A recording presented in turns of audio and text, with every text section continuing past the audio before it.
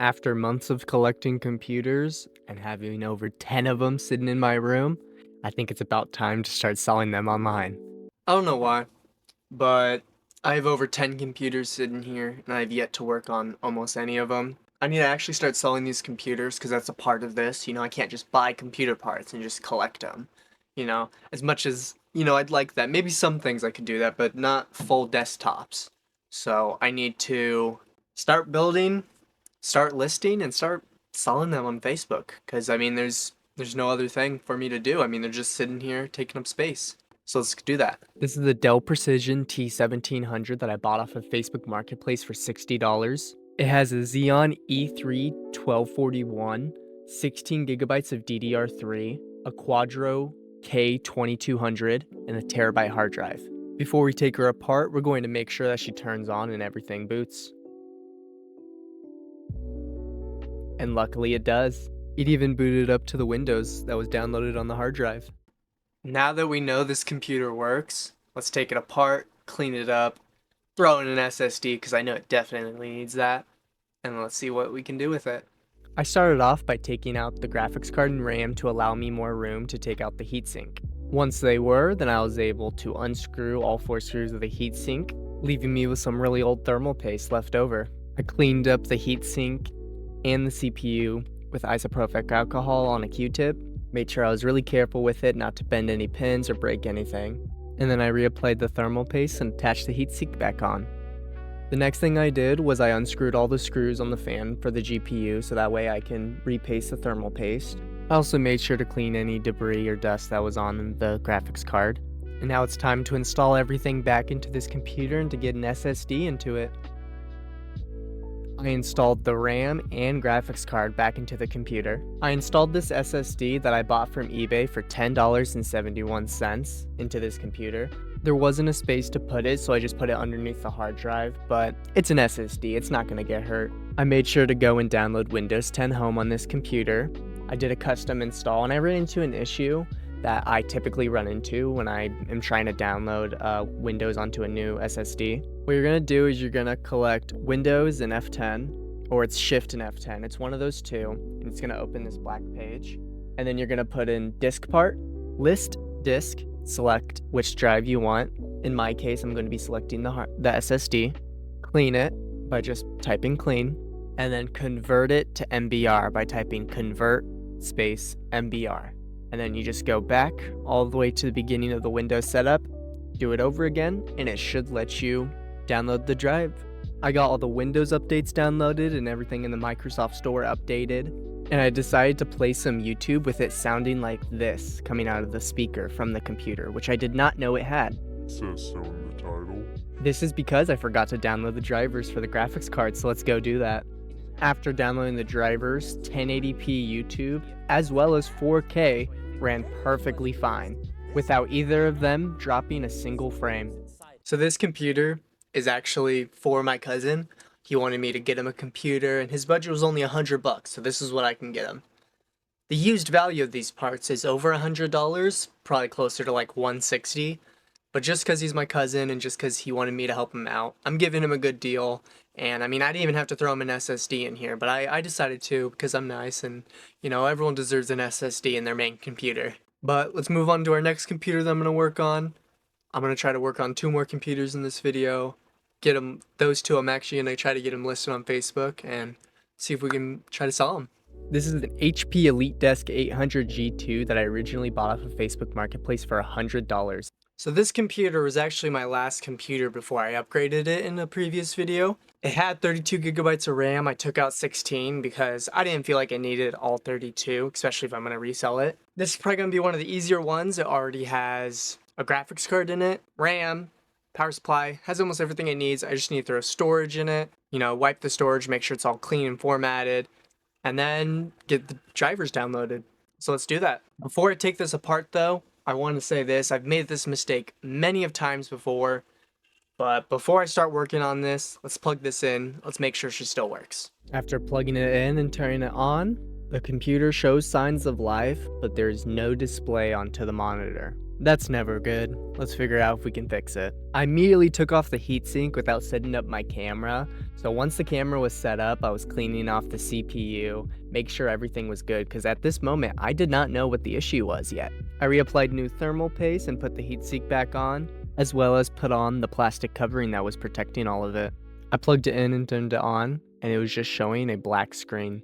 This might not be as easy as I thought it was going to be, but somehow I just decided to turn it off and right back on, and somehow that decided to work.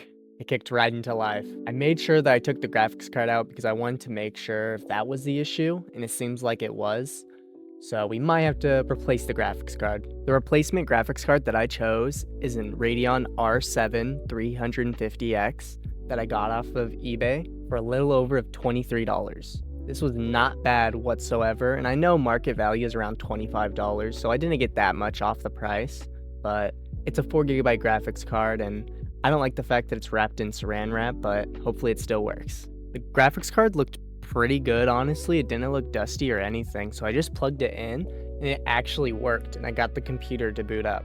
I did the usual setup where I went and downloaded Windows 10 Home. Anytime I restarted, it would show a green tint on the screen, and I'm hoping when I download the drivers, this problem goes away. Normally it doesn't show it on the home screen either, it just goes away after it boots up, but as I was downloading the driver, all I could see was purple and green. But once all the drivers were downloaded, everything was running perfectly fine. I know YouTube isn't going to have any issues. I want to work on a third computer this video because I feel like 2 just isn't enough for the first episode because I already have these computers just sitting here. So I'm going to just get them built, and yeah. I want to work on this computer because of the fact that the CPU in there is not good. It's an A8 5500, I believe, and it's pretty horrible. I think it's the worst CPU that I own as of right now.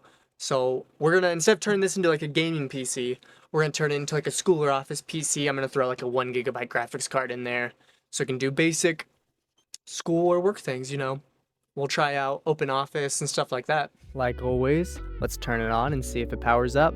And luckily it does. This should be way simpler than the last computer. Not only is this computer probably one of the worst computers that I have right now, it is probably one of the most dustiest and dirtiest ones that I have as well. This is also the tiniest heatsink that I've seen on a CPU ever. This computer also features a Wi-Fi card built in.